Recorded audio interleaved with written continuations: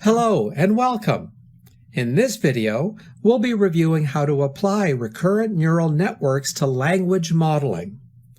Language modeling is a gateway into many exciting deep learning applications like speech recognition, machine translation, and image captioning.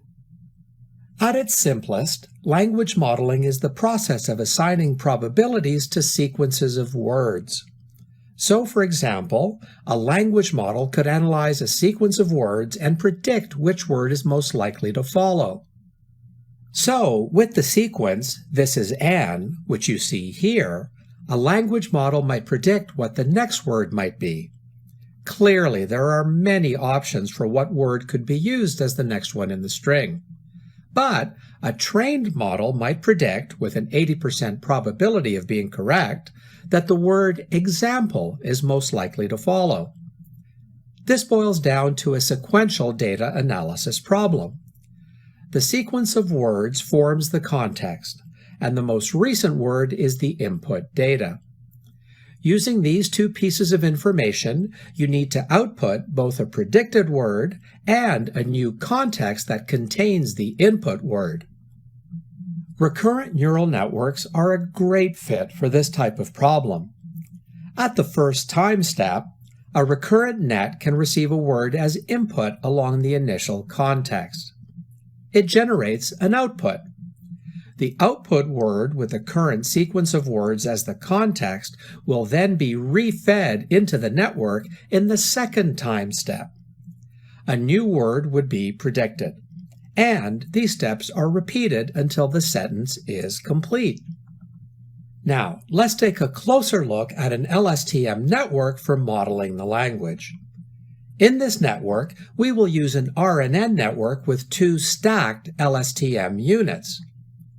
For training such a network, we have to pass each word of the sentence to the network and let the network generate an output. For example, after passing the words this and is, if we pass the word an in the third time step, we expect the network to generate the word example as output. But notice that we cannot easily pass a word to the network.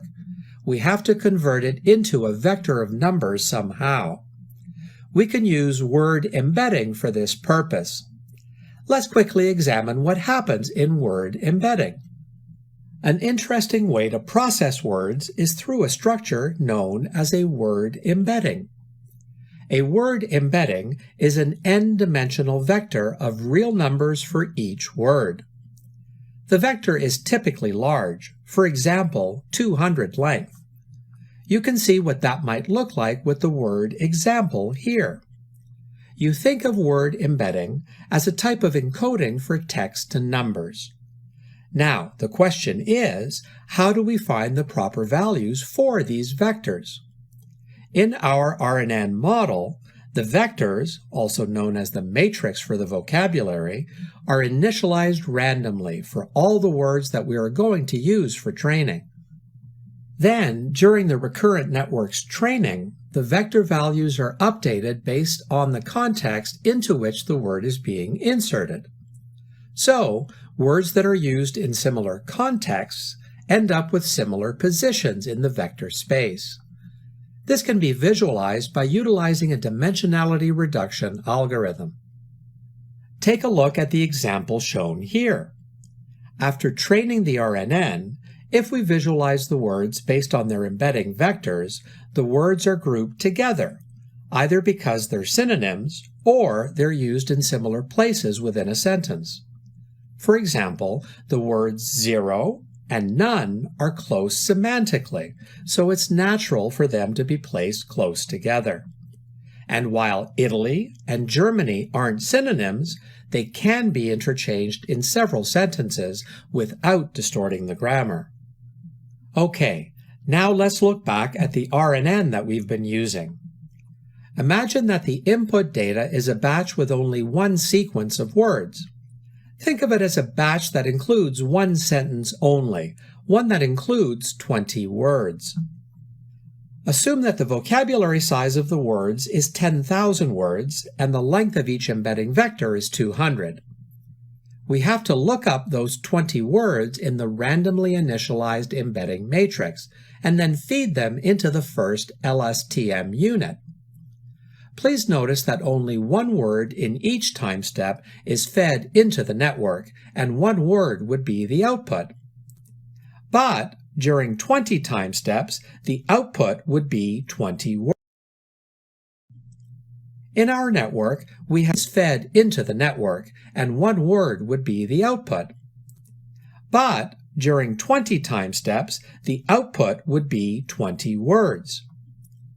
In our network, we have two LSTM units with arbitrary hidden sizes of 256 and 128. So, the output of the second LSTM unit would be a matrix of size 20 by 128. Now, we need a softmax layer to calculate the probability of the output words. It squashes that 128-dimensional vector of real values to a 10,000-dimensional vector, which is our vocabulary size. This means that the output of the network at each time step is a probability vector of length 10,000. So, the output word is the one with maximum probability value in the vector. Now, we can compare the sequence of 20 output words with the ground truth words. And finally, calculate the discrepancy as a quantitative value, so-called loss value, and backpropagate the errors into the network. And of course, we will not train the model using only one sequence. We will use a batch of sequences to train it and calculate the error. So, instead of feeding one sequence, we can feed the network in many iterations, perhaps even a batch of 60 sentences, for example. Now, the key question to be asked is, what does the network learn when the error is propagated back in each iteration? Well, as previously noted, the weights keep updating based on the error of the network in training. First, the embedding matrix will be updated in each iteration. Second, there are a bunch of weight matrices related to the gates in the LSTM units which will be changed. And finally, the weights related to the softmax layer, which somehow plays the decoding role for the encoded words in the embedding layer. By now you should have a good understanding of how to use LSTM for language modeling. Thanks for watching this video.